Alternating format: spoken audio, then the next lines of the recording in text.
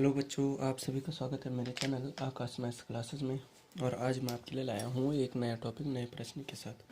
Topic में हमारे पास यहाँ पे एक प्रश्न दिया है जो कि एसएससी सीपीओ का क्वेश्चन है, जो कि 2018 में पूछा गया है। बड़ा आसान प्रश्न है। मैं देख रहा था तो मैंने बोला कि इसमें भी एक वीडियो बना दी जाए।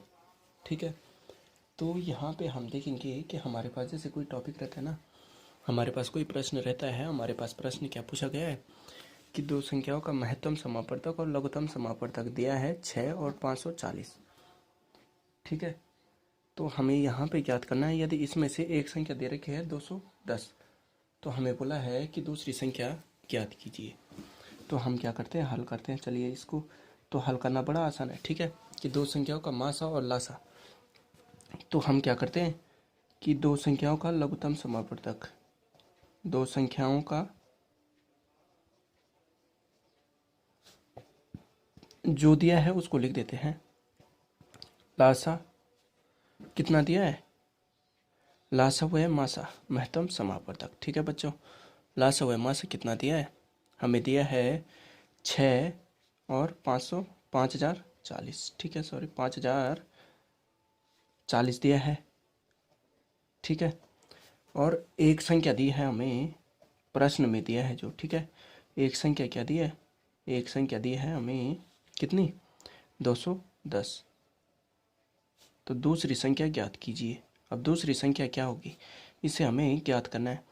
तो आपने कक्षा 10 में देखा होगा कि एक प्रश्न होता है, उसमें पूछा जाता है कि संख्या का लासा लघुत्तम समापवर्तक ज्ञात कीजिए।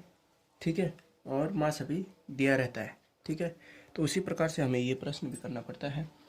तो चलिए इसको प्रारंभ करते हैं। और इसके लिए एक छोटा सा फॉर्मूला होता है कि यहाँ पे हम क्या कर देते हैं कि फॉर्मूला क्या होता है कि यहाँ पे हम लिखते हैं कि पहली संख्या,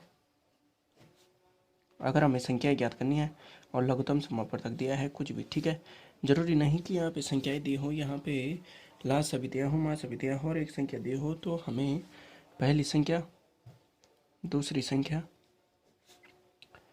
बराबर क्या हो जाता है, बराबर हो जाता है महत्तम समापवर्तक की गुणा मासा गुणा लासा।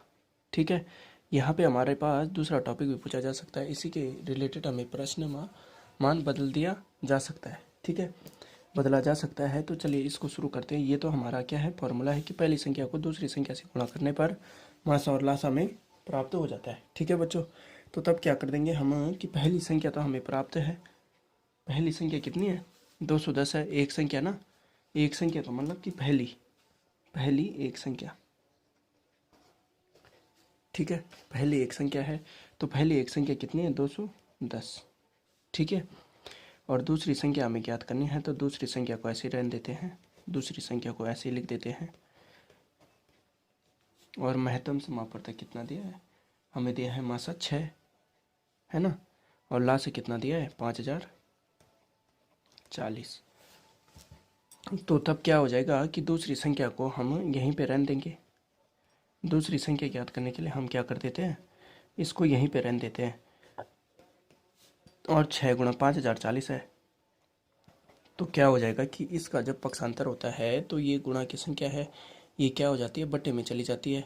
ठीक है, तो तिरछी गुणा होती है तो ये नीचे बट्टे में आ जाता है हमें, क्योंकि दूसरी संख्या ज्ञात करनी है। तो ये तो हो जाएगा 210। ठीक है बच्चों, ये हो गया 210। तो चलिए अब इसको काटते हैं। तो काटने पर क्या हो जाता है कि 0 से हम 0 काट देते हैं। ठीक है, अब यहाँ पे हम 3 से काटते हैं, ऊपर नीचे 6 और 21 को। तो 3 दूनी तो 6 हो जाता है और 3 सते 21। तो हमारे पास माना भी कितना आया, 2 गुणा 504/7 है ना। अब यहाँ पे क्या हो जाएगा कि अब ये 7 से हम इसको काट सकते हैं 504 को। तो जैसे हम 7 से भाग देंगे 504 को तो कितना हो जाता है, 7 एकम 7, 7 सते 49 और 1 बच गया तो 7 दूनी 14। तो तब हमारे पास 7 एकम 7 और इसके भाग कितनी बार चला गया, 72 बार चला गया। तो 2 गुणा 72 कितना हो जाता है, हमारा उत्तर आ जाएगा 2 दूनी 4 और 2 सते 14। तो हमारे पास एक संख्या कितनी है, 210। तो दूसरी संख्या बराबर कितना हो जाएगा, 144। हम यहाँ पे लिख देंगे कि पहली संख्या तो दे रखी है, तो दूसरी संख्या बराबर कितना हो जाएगा, दूसरी संख्या बराबर 144। ठीक है। और पहली संख्या तो आपको पता है कि पहली संख्या कितनी दी है, पहली संख्या दी है 210 और दूसरी संख्या हमने ज्ञात कर ली। तो यही हमें यहाँ पे ज्ञात करना था कि मासा और लासा ज्ञात दिया है और एक संख्या भी दी है, तो दूसरी संख्या हमें ज्ञात करनी थी। ठीक है बच्चों, तो हमारा प्रश्न इतना ही था। तो चलिए, आशा करता हूँ कि आपको ये प्रश्न समझ में आया होगा। ये क्वेश्चन आसान था। यहाँ पे हमें मात्र संख्याओं का ज्ञात करना था, दूसरी संख्या ज्ञात करनी थी, लासा भी दिया था, मासा भी दिया था, है ना। ठीक है।